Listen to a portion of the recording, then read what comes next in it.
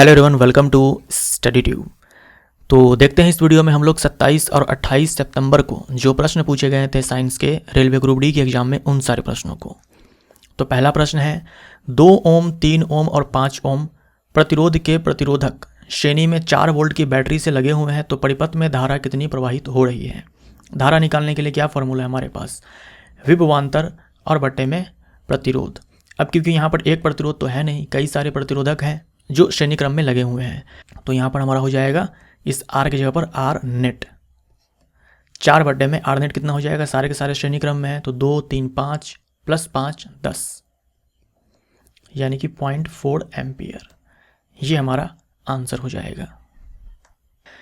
विभवांतर 20 वोल्ट, समय 5 सेकंड और आवेश 15 कूलम हो तो शक्ति कितनी होगी।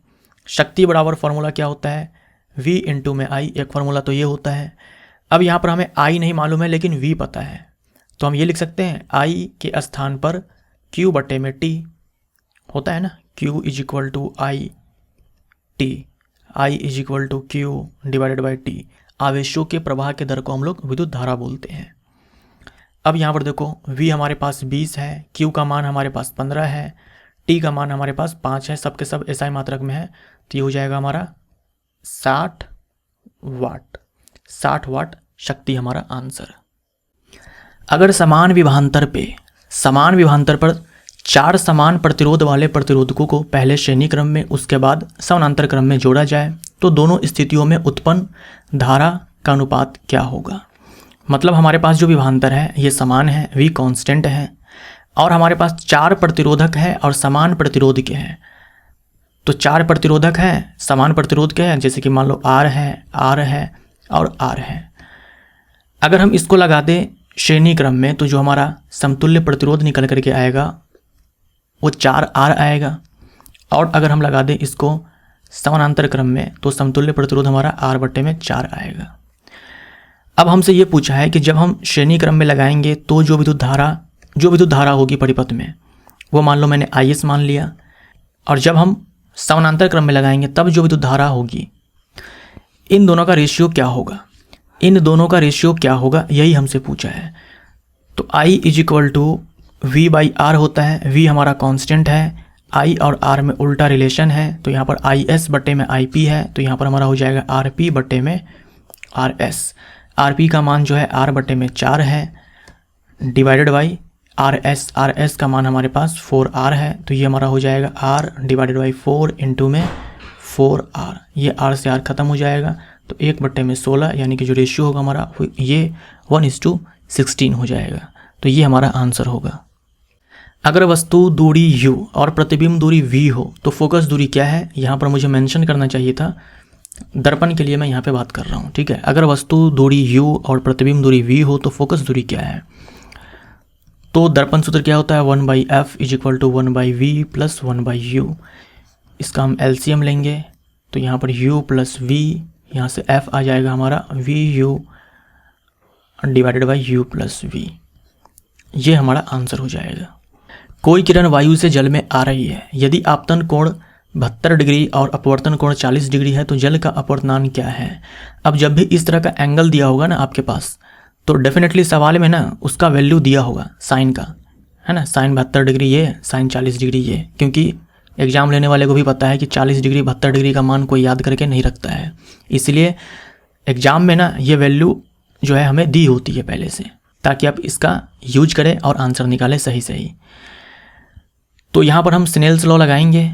जो प्रकाश की किरण है ये वायु से जल में जा रही है, तो वायु का अपवर्तनांक μA मान लो, और वायु में आपतन कोण 72 डिग्री, तो sine 72 degree is equal to जल का अपवर्तनांक μW, और जल में जो अपवर्तन कोण बनेगा उसका साइन 40 डिग्री।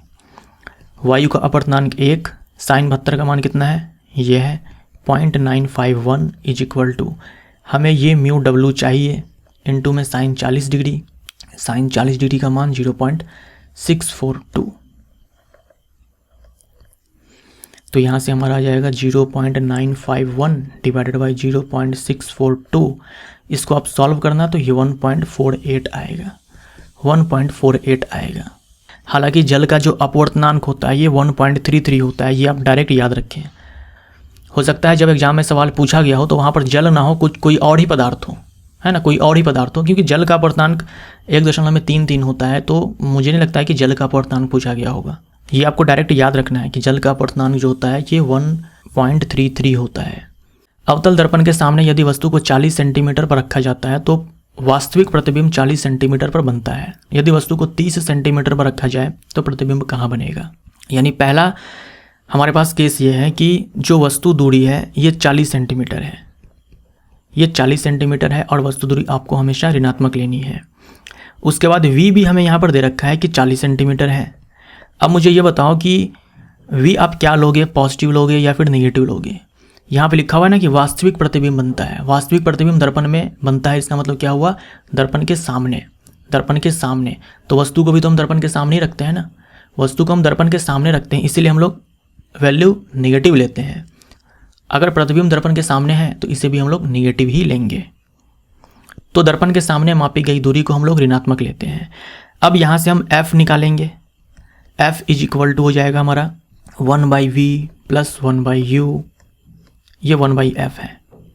1/, में हमारे पास कितना है? v का मान 40 है, तो -1/, में 40 हो जाएगा, -1/, में 40 हो जाएगा। मतलब केस कुछ ऐसा है ना, प्रतिबिंब दूरी और वस्तु दूरी दोनों बराबर है, मतलब वस्तु जो है वक्रता केंद्र पर रखी गई है, क्योंकि वक्रता केंद्र पर जब हम वस्तु को रखते हैं तो प्रतिबिंब वहीं पे बनता है, वक्रता केंद्र पर ही बनता है। यानी कि प्रतिबिंब दूरी वस्तु दूरी आपस में बराबर होते हैं। वस्तु जो होता है वो वास्तविक होता है, उल्टा होता है और समान साइज का होता है। यानी कि ये -2/40, यानी कि ये -1/20। तो यहाँ से जो f है हमारा ये आ गया हमारे पास -20 सेंटीमीटर। देखो f जो है ये माइनस में निकल करके आया है, और आप जानते भी हो अवतल दर्पण के लिए फोकस दूरी हम लोग ऋणात्मक लेते हैं। अब हमसे ये कहा गया है कि अगर हम वस्तु को 30 सेंटीमीटर पर रखें तो प्रतिबिंब कहाँ बनेगा? अब हमारे पास f है, हमारे पास एक नया u है, u बराबर -30 है, f बराबर हमारे पास -20 है। तो यहाँ से फिर से हम क्या करेंगे? दर्पण सूत्र लगाएंगे, 1/v प्लस 1/u, ये हो जाएगा हमारे पास -1/, में 20, हमें v चाहिए, -1/, में 30, यहाँ से 1/v हो जाएगा हमारा 1/, में 30 -1/, में 20, दोनों का एलसीएम लेंगे तो 60 आएगा। तो ये -1/, में 60, यानी v हमारा आ गया यहाँ पर -60 सेंटीमीटर। मतलब प्रतिबिंब जो है दर्पण के सामने बनेगा, क्योंकि v नेगेटिव है। तो फोकस दूरी हमारे पास 20 सेंटीमीटर निकल करके आई है और प्रतिबिंब दूरी 60 सेंटीमीटर। यदि वायु के सापेक्ष जल का अपवर्तनांक 4/3 है, जल में वस्तु की वास्तविक गहराई 40 सेंटीमीटर है, तो उसकी आभासी गहराई कितनी होगी? आभासी गहराई का मतलब आप समझ रहे हो, जैसे बाल्टी में अगर पानी है और अगर हम एक सिक्का डाल देते हैं तो सिक्का हमें थोड़ा ऊपर उठा हुआ प्रतीत होता है, मतलब एक्चुअल में वो सिक्का जितनी गहराई पर है उतनी गहराई पर हमें नज़र नहीं आती है, उससे कम गहराई पर नज़र आती है। तो वही हमसे क्या है कि आभासी गहराई पूछी गई है कि हमें कितनी गहराई पर वस्तु जो है नज़र आ रही है। एक्चुअल में कुछ और ही गहराई पर होगी, लेकिन हमें जो है कितनी गहराई पर नज़र आ रही है। एक्चुअल में 40 सेंटीमीटर की गहराई पर है, लेकिन हमें कितनी गहराई पर वो दिखेगी। अगर जल का अपवर्तनांक ये है 4/3 है, वायु के रिस्पेक्ट में आप जानते हो 4/3 होता है, यानी कि 1.33 होता है। तो हमसे यहाँ पर क्या है कि ये दिया गया है कि जो जल का अपवर्तनांक है वायु के रिस्पेक्ट में ये 4/3 है, और ये बराबर होता है वास्तविक गहराई बट्टे में आभासी गहराई। तो कुछ यहाँ पर करना ही नहीं है, 4/3, वास्तविक गहराई जो है 40 सेंटीमीटर है और आभासी गहराई मान लो h है, हमने h मान लिया।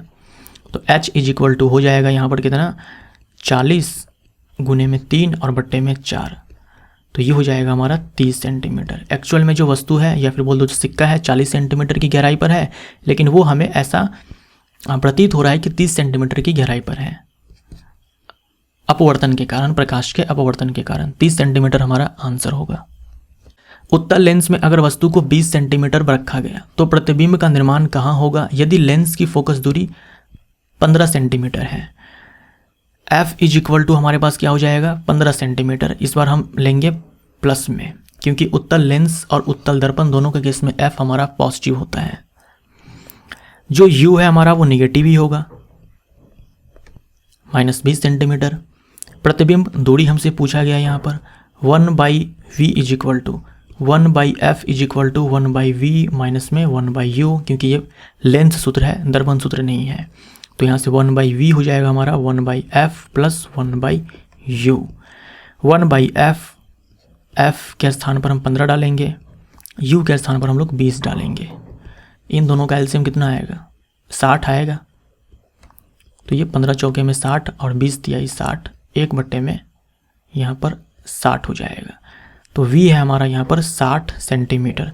अच्छा, v जो है हमारे पास यहाँ पर देखो +60 निकल करके आया है। तो आप मुझे ये बताओ, जो प्रतिबिंब है वो लेंस के सामने बनेगा या लेंस के पीछे? देखो, वस्तु दूरी हम लोग ऋणात्मक लेते हैं, क्यों? क्योंकि लेंस के सामने वस्तु को रखी गई होती है। प्रतिबिंब दूरी यहाँ पर धनात्मक हमें निकल करके आई है, मतलब जो प्रतिबिंब है वो लेंस के पीछे बन रहा है ना, इधर कहीं बन रहा है। तो यही चीज़ आपको ध्यान में रखना है, माइनस प्लस में ना ज़्यादा कन्फ्यूज नहीं होना है। लेंस के सामने या फिर दर्पण के सामने मापी गई दूरी को हम लोग ऋणात्मक लेंगे, लेंस के पीछे या दर्पण के पीछे मापी गई दूरी को हम लोग धनात्मक लेंगे। लेंस के केस में अगर लेंस के पीछे प्रतिबिंब का निर्माण होता है तो वो प्रतिबिंब हमारा वास्तविक होता है और उल्टा होता है। और अगर इधर हुआ तो प्रतिबिंब का निर्माण, तो ये आभासी और सीधा होता है। दर्पण के केस में ठीक उल्टा हो जाएगा। दर्पण के केस में अगर सामने बना तो वास्तविक और उल्टा, और पीछे बना तो आभासी और सीधा। यही आपको ध्यान में रखना है मेन। बाकी माइनस प्लस तो बहुत ही आसान है। लेंस के सामने, दर्पण के सामने मापी गई दूरी हम लोग ऋणात्मक लेंगे, लेंस के पीछे या दर्पण के पीछे मापी गई दूरी हम लोग धनात्मक लेंगे। यदि उत्सर्जित ऊष्मा 200 जूल, प्रतिरोध 2 ओम और समय 1 सेकंड हो तो विभवांतर क्या होगा? H is equal to v² divided by r into में t। H हमारे पास 200 जूल है, v हमें चाहिए, r का मान हमारे पास 2 है, समय हमारे पास 1 है। यहाँ से v² हो जाएगा हमारे पास 400, तो v हो जाएगा हमारे पास 20 जूल नहीं, 20 वोल्ट। यदि एक बल्ब को 12 वोल्ट के साथ जोड़ा जाता है तो 24 वाट शक्ति खपत होती है। यदि इस बल्ब को 6 वोल्ट बैटरी से जोड़ा जाए तो कितनी शक्ति खपत होगी? एक ही बल्ब को क्या है कि पहले 12 वोल्ट के साथ कनेक्ट किया जाता है तो शक्ति जो है, पावर जो है इतनी कंज्यूम की जाती है उस बल्ब के द्वारा। अगर हम 6 वोल्ट के साथ कनेक्ट करें तो कितनी शक्ति खपत की जाएगी उसी बल्ब के द्वारा? बल्ब का अपना कुछ प्रतिरोध होगा, है ना, बल्ब का अपना कुछ प्रतिरोध होगा। तो power is equal to v²/r होता है। ये बल्ब का प्रतिरोध है, ये बल्ब का प्रतिरोध है जो कि हमारा कांस्टेंट ही हो जाएगा, क्योंकि बल्ब को तो हमने चेंज ही नहीं किया है, एक ही बल्ब को हम लोग अलग अलग विभवांतर पे लगा रहे हैं। मतलब P हमारा डायरेक्टली प्रोपोर्शनल टू v² है। इसका मतलब ये हुआ कि P1/P2 is equal to v1/v2 का स्क्वायर हो जाएगा। अब यहाँ पर देखो, P1 हमारे पास 24 वाट है, हमें P2 चाहिए। V1 हमारे पास 12 वोल्ट है, V2 हमारे पास 6 वोल्ट है। इसका स्क्वायर करेंगे यहाँ पर तो 24/P2 हो जाएगा। ये 6 दूनी में 12 हो जाएगा, 2 का स्क्वायर 4 हो जाएगा। तो यहाँ से P2 हमारा आ जाएगा 24/4 यानी कि 6 वाट। 6 वाट हमारा आंसर हो जाएगा। अगर जल का अपवर्तनांक 1.33 है, ये आपको डायरेक्ट याद रखना है, जल का अपवर्तनांक 1.33 है। यदि प्रकाश वायु से जल में जाए तो क्या होगा? अब जानते ही हो, बचपन से पढ़ते आ रहे हो, जब प्रकाश की किरण वायु से जल में जाती है तो अभिलंब की ओर झुक जाती है, तो प्रकाश की गति कम हो जाएगी और यह अभिलंब की ओर झुक जाएगी। यही हमारा आंसर हो जाएगा। अब उत्तल दर्पण और अवतल दर्पण में बनने वाले प्रतिबिंब से संबंधित जो है प्रश्न पूछा गया था, कथन दे करके, है ना, स्टेटमेंट टाइप का क्वेश्चन था वो। ये टेबल जो है आपको ध्यान में रखना होगा। यहाँ पर एक चीज़ आप ध्यान में रखिएगा जो मैं अक्सर आपको याद दिलवाता रहता हूँ। अवतल दर्पण में जो है हमेशा वास्तविक और उल्टा प्रतिबिंब बनता है। सिर्फ एक ही केस है जिसमें आभासी और सीधा बनता है। इसमें भी क्या है कि आभासी और सीधा तो बनेगा लेकिन बड़ा बनेगा साइज में। और मैंने आपसे क्या कहा, दर्पण के केस में दर्पण के पीछे जब प्रतिबिंब बनता है तब आभासी और सीधा होता है, जबकि लेंस के केस में ठीक उल्टा हो जाता है, वास्तविक और उल्टा होता है वो। दर्पण के केस में आभासी और सीधा होता है। कब बनेगा? जब हम रखेंगे वस्तु को पोल और फोकस के बीच में। इसमें अब देखो ध्यान से, तो आपको ना आभासी सीधा और छोटा, आभासी सीधा छोटा, ये प्रतिबिंब आपको नहीं दिखेगा अवतल दर्पण के द्वारा, क्योंकि ये जो प्रतिबिंब है ना, ये बनाने का काम उत्तल दर्पण का है। आभासी सीधा बड़ा आपको मिलेगा, लेकिन आभासी सीधा छोटा नहीं मिलेगा आपको, क्योंकि ये उत्तल दर्पण का काम है। तो ये आपको ध्यान में रखना है। बाकी कहाँ पर रखने पर कहाँ पर प्रतिबिंब बनता है, कैसा बनता है, ये सब आपको ध्यान में रखना होगा। देख लो, उत्तल दर्पण के केस में आभासी सीधा वस्तु या तो छोटा बनेगा या फिर अत्यंत छोटा बनेगा, बिंदु के साइज का बनेगा। बिंदु का साइज कब बनेगा? जब हम वस्तु को रखेंगे अनंत पर, तब फोकस पर बिंदु के साइज का बनेगा। और अनंत और दर्पण के ध्रुव के बीच कहीं पर भी डालेंगे तो प्रतिबिंब छोटा बनेगा, आभासी और सीधा बनेगा। आभासी और सीधा का मतलब क्या हुआ? प्रतिबिंब दर्पण के सामने या पीछे? दर्पण के पीछे, दर्पण के पीछे, दर्पण के पीछे बनेगा। मैंने नोट लगाकर लिख दिया यहाँ पर। अवतल दर्पण में कभी भी सीधा में छोटा प्रतिबिंब नहीं बनता, सीधा में छोटा नहीं मिलेगा, सीधा में बड़ा बनेगा।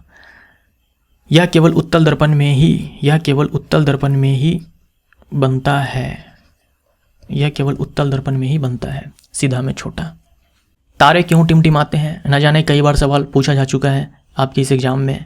तो वायुमंडल के बदलते घनत्व के कारण वायुमंडल में प्रकाश का अपवर्तन होता है, जिसके कारण तारे की आभासी स्थिति उसके वास्तविक स्थिति से भिन्न प्रतीत होती है और तारे टिमटिमाते हुए प्रतीत होते हैं। अपवर्तन के कारण होने वाली घटनाएं और कौन कौन से हैं? तारों का टिमटिमाना, वास्तविक सूर्योदय से 2 मिनट पहले ही सूर्य का दिखना। वास्तविक सूर्योदय, यहाँ पर सूर्योदय नहीं होगा, सूर्यास्त होगा, है ना। वास्तविक सूर्यास्त के बाद भी 2 मिनट तक सूर्य का दिखना। जल में लकड़ी का मुड़ा हुआ प्रतीत होना, जल में सिक्का का उठा हुआ प्रतीत होना, जल में डूबे नींबू को साइड से देखने पर वास्तविक आकार से बड़ा प्रतीत होना। इंद्रधनुष के बनने में अपवर्तन होता है, आंतरिक परावर्तन होता है और विक्षेपण होता है।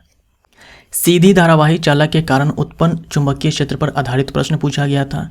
सीधी धारावाही चालक के कारण उत्पन्न चुंबकीय क्षेत्र सकेंद्री वृत्ताकार होता है। चुंबकीय क्षेत्र रेखाएं यहाँ पर होनी चाहिए। चुंबकीय क्षेत्र रेखाएं जो है सकेंद्री वृत्ताकार जो है होती है, जिसके केंद्र में चालक स्थित होता है। सीधी धारावाही चालक के कारण उत्पन्न चुंबकीय क्षेत्र की दिशा पता करने के लिए दक्षिण हस्त अंगुष्ठ नियम का उपयोग किया जाता है। इसी को मैक्सवेल का कॉर्कस्क्रू नियम भी कहते हैं। क्या करते हैं इसमें?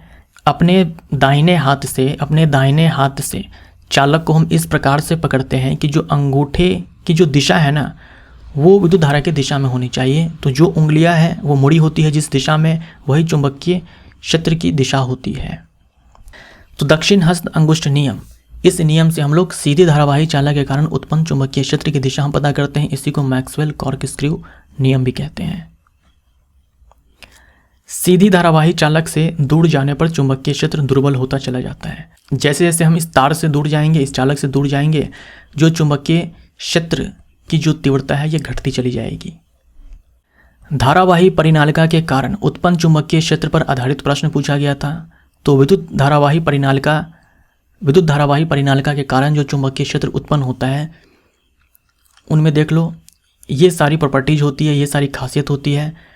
तो इन सब पर हम लोग ऑलरेडी बात कर चुके हैं प्रीवियस वीडियोज़ के अंदर। तो एक बार वीडियो पॉज करके फिर से आप इसको पढ़ लो ताकि रिवाइज हो जाए आपका। ये फिगर भी आपको ध्यान में रखना है। अवतल दर्पण में वक्रता केंद्र कहाँ होता है? अवतल दर्पण में वक्रता केंद्र कहाँ होता है? देख लो, ये अवतल दर्पण है, ये उत्तल दर्पण है। अवतल दर्पण में वक्रता केंद्र फोकस दोनों दर्पण के सामने ही होते हैं, जबकि उत्तल दर्पण में वक्रता केंद्र और फोकस दोनों दर्पण के पीछे होते हैं। जब किसी प्रिज्म से श्वेत प्रकाश गुजरता है तो कथन आधारित प्रश्न पूछा गया था।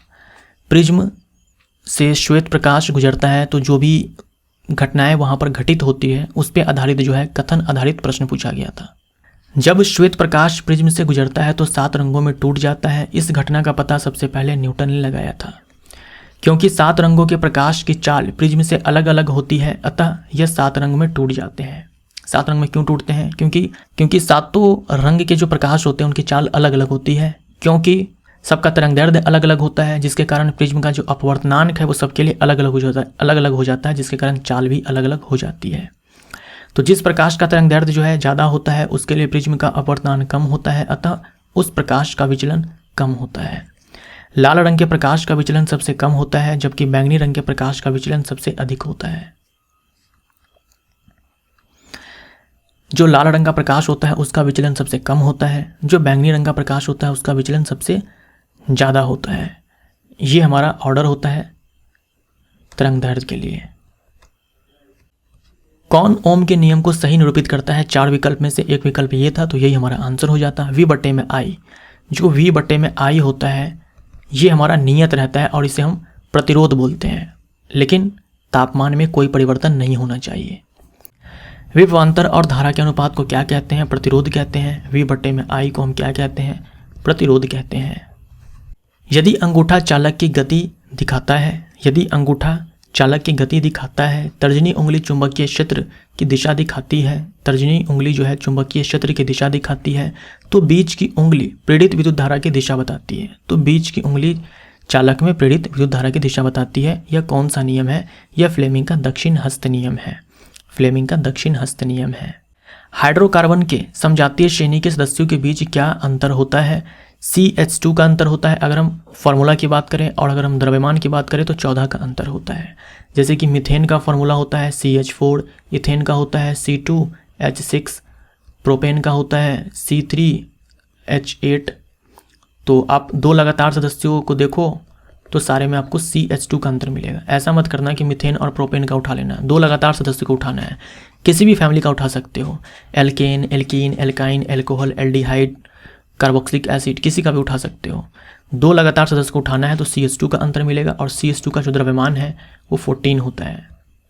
तो मॉलिक्यूलर फार्मूला में CH2 का अंतर हो जाता है और द्रव्यमान में 14 का अंतर हो जाता है।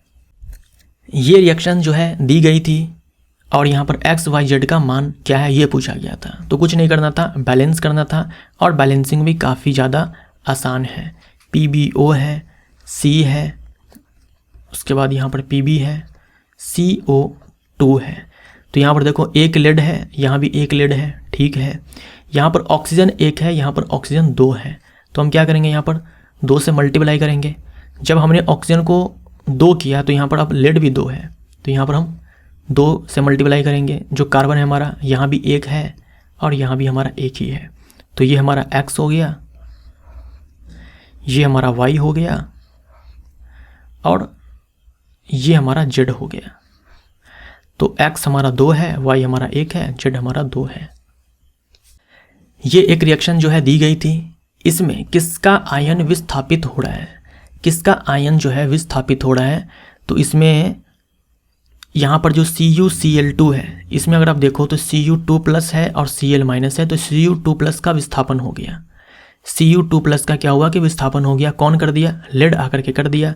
क्योंकि रिएक्टिविटी सीरीज में जो लेड है ये कॉपर से ऊपर है, इसीलिए CuCl2 से लेड ने Cu को विस्थापित कर दिया। तो किसका आयन विस्थापित हो रहा है? तो CuCl2 का विस्थापन हो रहा है। CuCl2 का जो आयन है वो विस्थापित हो रहा है। ये रिएक्शन दी गई है, किसका अपचयन हो रहा है? तो अपचयन या अवकरण, हाइड्रोजन या इलेक्ट्रॉन की प्राप्ति अपचयन कहलाएगा, ऑक्सीजन का ह्रास अपचयन कहलाएगा। तो यहाँ देखो जिंक ऑक्साइड में पहले ऑक्सीजन है, अब यहाँ पर देखो पहले जिंक के साथ ऑक्सीजन है, अब ऑक्सीजन जो है छोड़ करके चला गया, तो ऑक्सीजन का ह्रास हो गया, मतलब इसी का अपचयन हो गया। जिसका अपचयन हो जाता है उसे हम लोग क्या बोलते हैं?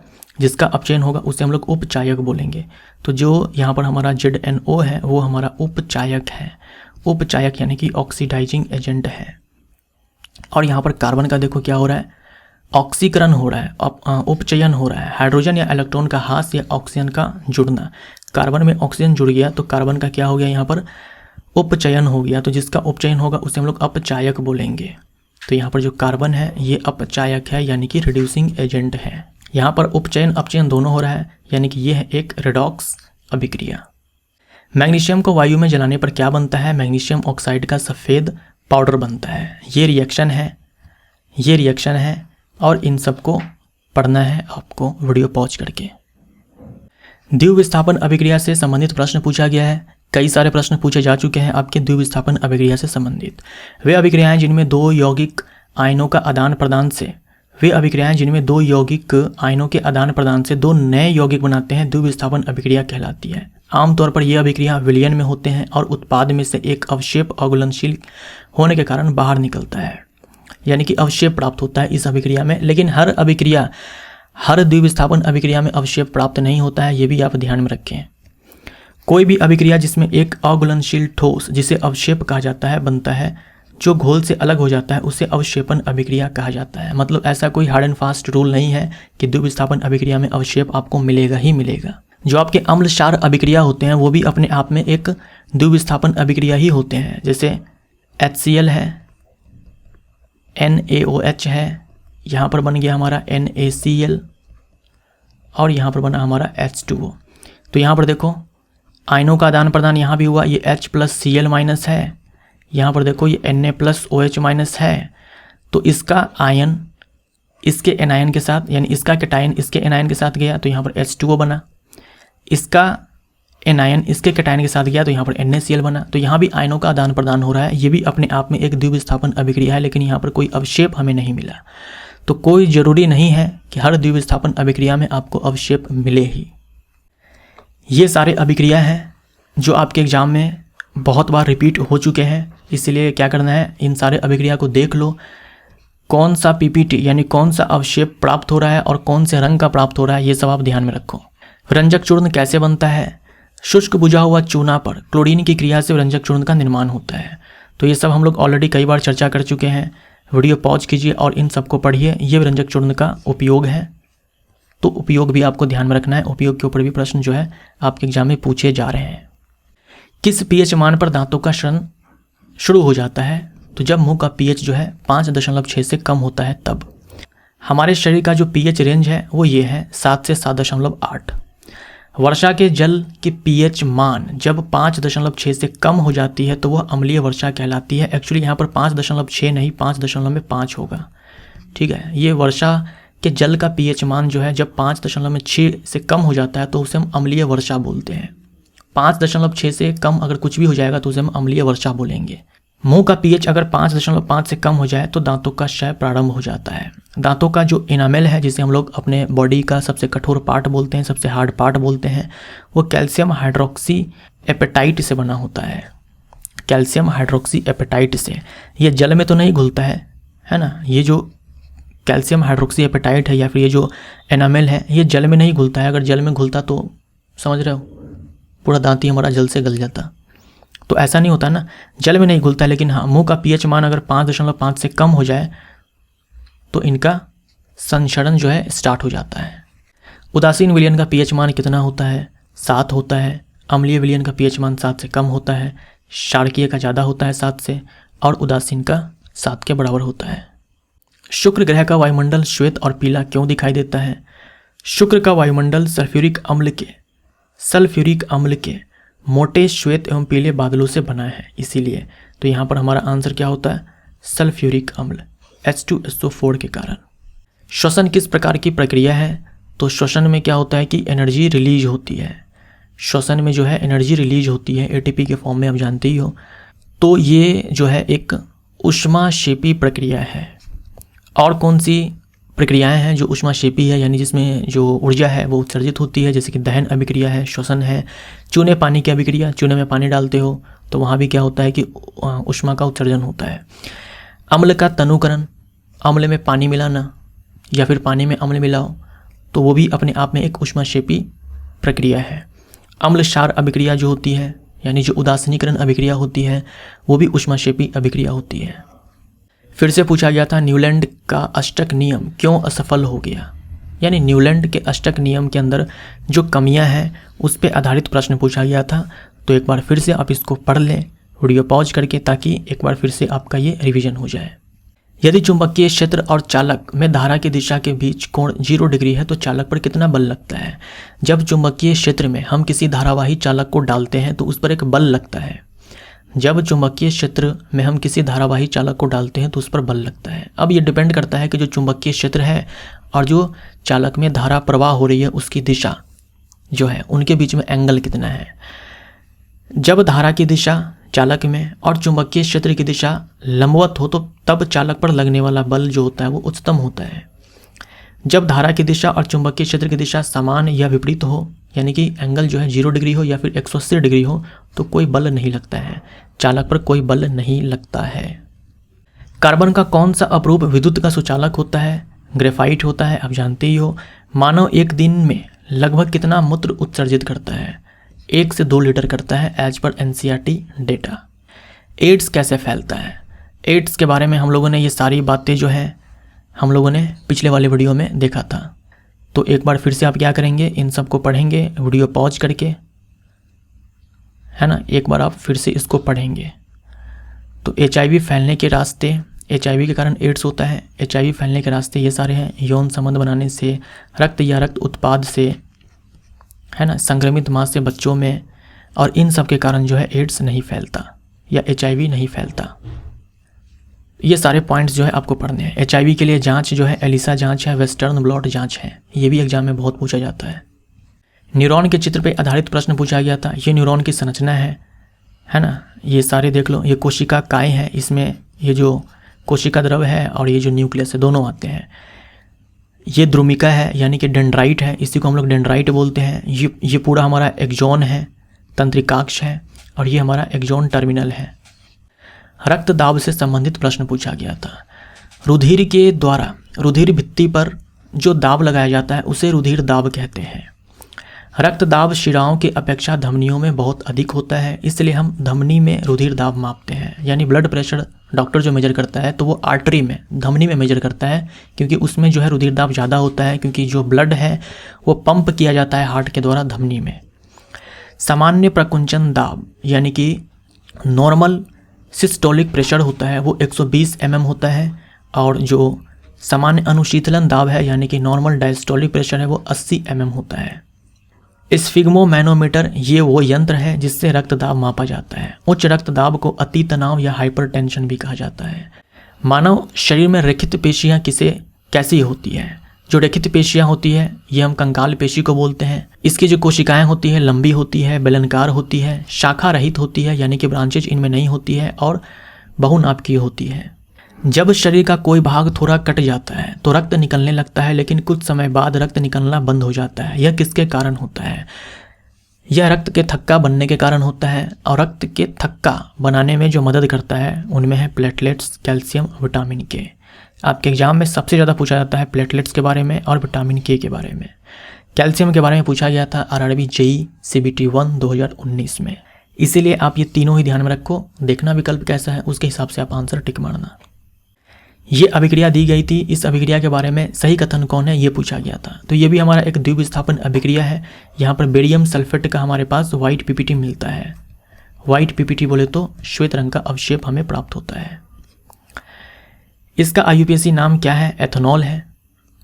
CH3OH ये मेथनॉल है। इसका अगला मेंबर हमारे पास एथेनॉल होगा। देखो हमने CH2 जोड़ दिया। समझातीय श्रेणी में CH2 का अंतर होता है। मान लो प्रोपेनॉल का पूछेगा तो फिर से हम एक CH2 बढ़ा देंगे, ये प्रोपेनॉल है। तो जो अल्कोहल फैमिली का सदस्य होता है उसके IUPAC नाम के अंत में आपको ओल दिखेगा, है ना, ओल, OL। बेकिंग सोडा में टार्टरिक अम्ल मिलाने पर क्या बनता है? बेकिंग पाउडर बनता है। संतृप्त और असंतृप्त हाइड्रोकार्बन पर आधारित प्रश्न पूछा गया था। संतृप्त हाइड्रोकार्बन हम लोग एल्केन को बोलते हैं, इसमें कार्बन कार्बन के बीच केवल सिंगल बॉन्ड होता है। असंतृप्त हाइड्रोकार्बन हम लोग एल्कीन को बोलते हैं, इसमें कार्बन कार्बन के बीच डबल बॉन्ड होता है। और जो एल्काइन होता है वो भी असंतृप्त हाइड्रोकार्बन ही होता है, इनमें कार्बन कार्बन के बीच ट्रिपल बॉन्ड होता है। ये आपके सामान्य सूत्र है एल्केन, एल्किन, एल्काइन के। डोबेराइनर ने कुल कितने त्रिक दिए थे?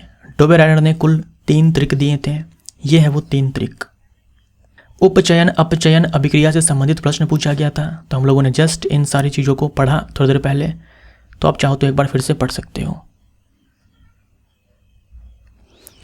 उस अभिक्रिया को क्या कहते हैं जिसमें 2 पदार्थ मिलकर एक पदार्थ बनाते हैं? उस अभिक्रिया को क्या कहते हैं जिसमें 2 पदार्थ मिलकर के एक पदार्थ बनाते हैं? उसे हम लोग संयोजन अभिक्रिया बोलते हैं। क्या बोलते हैं? संयोजन अभिक्रिया। चांदी से कम अभिक्रियाशील धातु कौन है? तो चांदी से कम अभिक्रियाशील धातु रिएक्टिविटी सीरीज में देखो तो ये गोल्ड है। गोल्ड भी बोल सकते हो और प्लेटिनम भी बोल सकते हो, दोनों जो है चांदी से कम अभिक्रियाशील है। सिल्वर है, ये गोल्ड है, और प्लेटिनम, प्लेटिनम को आप सबसे नीचे डाल सकते हो, सोना से भी नीचे। डोबेराइनर ने अपने त्रिक के लिए तत्वों को कैसे सजाया था? तो आरोही क्रम में ऊपर से नीचे, आरोही क्रम में ऊपर से नीचे। जैसे अभी आपने देखा था लिथियम है, सोडियम है, पोटेशियम है, तो ये आरोही क्रम में ऊपर से नीचे है। और क्या कहा था कि बीच वाले का जो द्रव्यमान